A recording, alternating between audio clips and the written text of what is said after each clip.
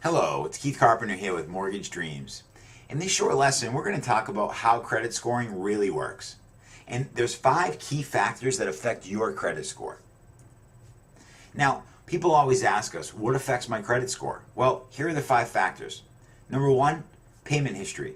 35% of your score is based on how well you pay your bills. Number 2, amounts owed. 30% of your score is based on your total overall debt.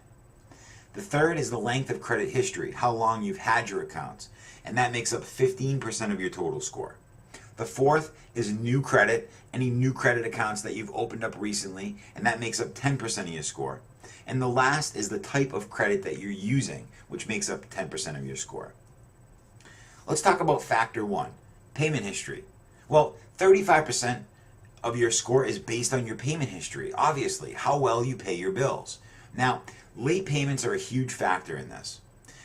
But after 7 months, a late payment has less of an effect to your credit score. And after 24 months, there's no effect at all. Collection accounts factor into this as well as bankruptcy accounts. And the recentness of these derogatory accounts plays a role. So if they're more recent, it's going to hurt worse. If they're older, the effect is less. Factor number 2, the amount of debt you have total, how much you owe.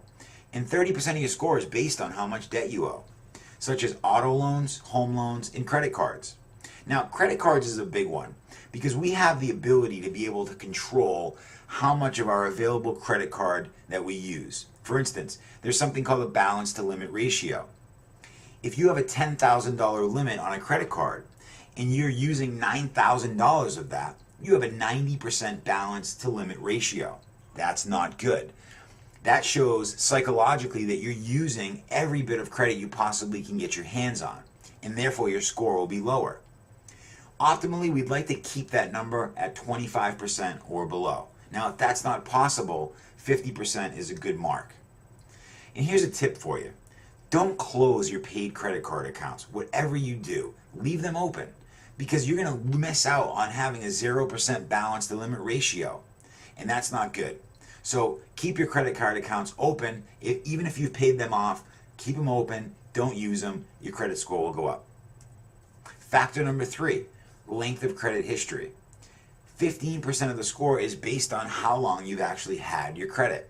Now, the longer, the better. And the reason for this is the more information that's available to the credit scoring model, it's the more accurate indicator of how well you pay your bills. Factor number 4, new credit. 10% of your score is based on your new credit accounts. Now, new accounts are negative at first. For example, let's say you had an auto loan, you had it for 3.5 years, you traded your vehicle in, you closed that account down, and you opened up a new auto loan.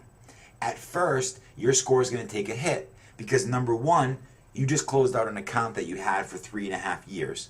And number 2, you just opened up a brand new credit account. Now, inquiries can also lower your score, meaning every time you have somebody pull your credit, that's considered an inquiry.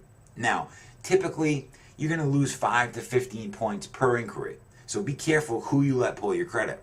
But here's the deal.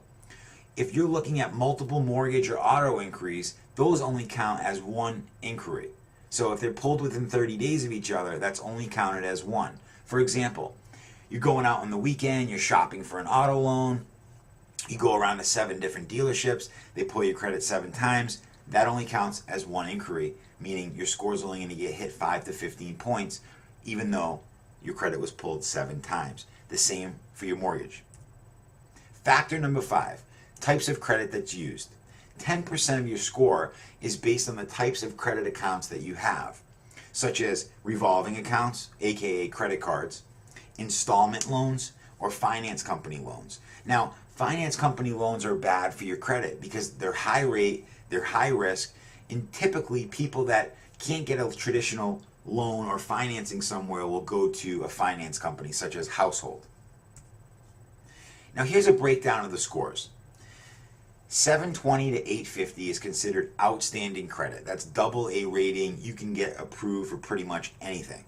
Okay? 700 to 719 is considered very good credit, and that will give you an A rating. When you drop below 700, you drop to a B rating, somewhere between 675 and 699. Typically, if you fall in this range, you may have a little bit higher balance to limit ratios on your credit cards, and you may have even had a late payment or two. A C credit rating will put you somewhere between 620 and 674. Okay, again, late payments may be on the report, they may be recent, and you may have some higher balance to limit ratios. Now, 560 to 619 is considered poor credit with a D rating. Okay, there's some things that need to be done to increase that score. 500 to 560 is considered very poor credit. That's an E rating. You're going to have a difficult time getting approved for anything. I mean, auto loan, mortgage, maybe even an apartment or a job. I mean, nowadays everybody checks your credit, so we want to make sure we try to keep our credit score as high as possible. 300 to 499 really is no credit or extremely bad credit. Most applications are going to get denied outright, and this puts you at an F rating on your credit. Many people ask us, where can we get our credit score? So we wanted to provide a couple resources for you. The first resource is a free resource, and that's annualcreditreport.com. When you go to annualcreditreport.com, you're able to get your Experian, your TransUnion, and your Equifax report. However, they do not come with credit scores. Okay, you get the report, it will show you everything that's on there and being reported to those three repositories, but you will not get a score. Now, some paid resources with FICO scores. One of them is myfico.com, where you can get your TransUnion and your Equifax score for $15.95 each. If you want your Experian score, you can get that for free at freecreditreport.com. But keep in mind, this is only a trial membership. So if you don't cancel within 9 days, they will end up charging your credit card.